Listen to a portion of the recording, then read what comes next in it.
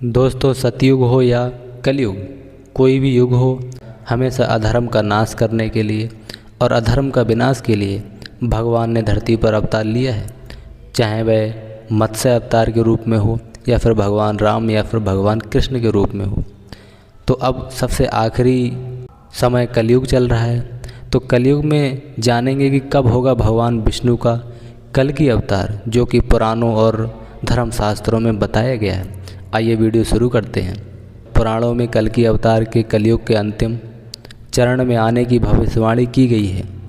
अभी कलयुग का प्रथम चरण ही चल रहा है, लेकिन अभी से ही कल की अवतार के नाम पर पूजा पाठ और कर्मकांड शुरू हो चुके हैं।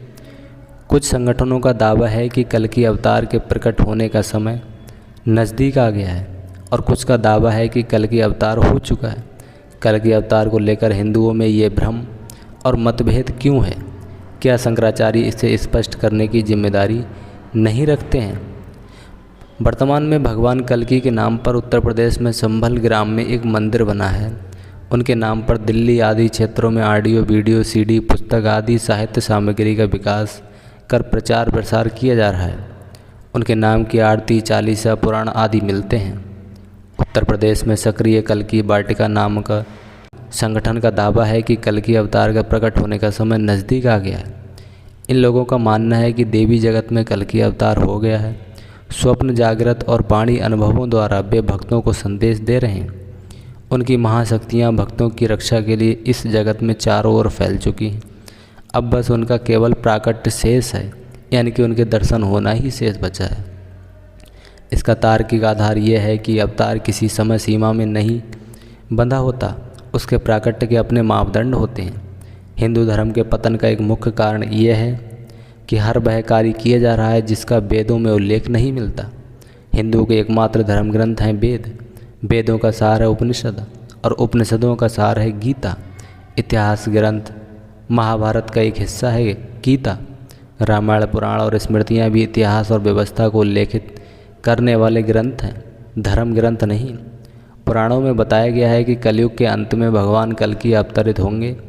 वे एक सफ़ेद घोड़े पर बैठकर आएंगे और राक्षसों का नाश कर देंगे। पौराणिक मान्यता के अनुसार कलयुग 4,32,000 वर्ष का है, जिसका अभी प्रथम चरण ही चल रहा है।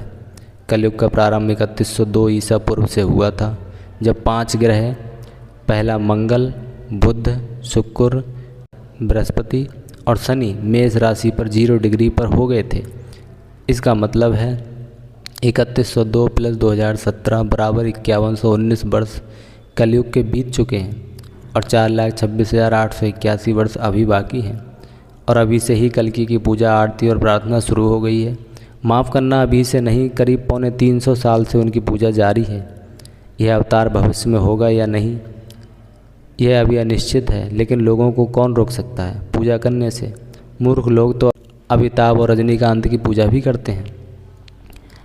कल्कि पुराण के अनुसार कलयुग में भगवान विष्णु कल के रूप में अवतार लेंगे। कल की अवतार कलयुग व सतयुग के संधिकाल में होगा, यानी कि जब कल की अवतार कलयुग और सतयुग के बीच का जो समय होगा उसमें होगा। यह अवतार 64 कलाओं से युक्त होगा। पुराणों के अनुसार उत्तर प्रदेश के मुरादाबाद जिले के संबल नाम स्थान पर विष्णु ऐसा नाम का तपस्वी ब्राह्मण के घर भगवान कल्कि पुत्र रूप में जन्म लेंगे। कल्कि देवदत्त नाम का घोड़े पर सवार होकर संसार से पापियों का विनाश करेंगे और धर्म की पुनः स्थापना करेंगे। स्कंद पुराण के 10वें अध्याय में स्पष्ट लिखा है कि कलयुग में भगवान श्री विष्णु का अवतार श्री कल्कि के रूप में संबल ग्राम में होगा। अग्नि पुराण के 16वें अध्याय में कल्कि अवतार का चित्रण तीर कमान धारण किए हुए एक घुड़सवार के रूप में किया है, और वे भविष्य में होंगे। कल्कि पुराण के अनुसार वह हाथ में चमचमाती हुई तलवार लिए सफ़ेद घोड़े पर सवार होकर युद्ध और विजय के लिए निकलेगा तथा बौद्ध, जैन और मलेच्छों को पराजित कर सनातन राज्य स्थापित करेगा। पुराणों की यह धारणा कि कोई मुक्तिदाता भविष्य में होगा सभी धर्मों ने अपनाई है। क्या ये अवतार हो चुका है? लोगों में ये भी धारणा है। आइए इस बात को भी स्पष्ट करते हैं। इसके विपरीत कुछ अन्य पुराण और बौद्ध काल के कवियों की कविता और गद्य में ऐसा उल्लेख व गुणगान मिलता है कि कल्कि अवतार हो चुका है। वायु पुराण के अध्याय 98 के अनुसार कल्कि अवतार कलयुग के चरमोत्कर्ष पर जन्म ले चुका है।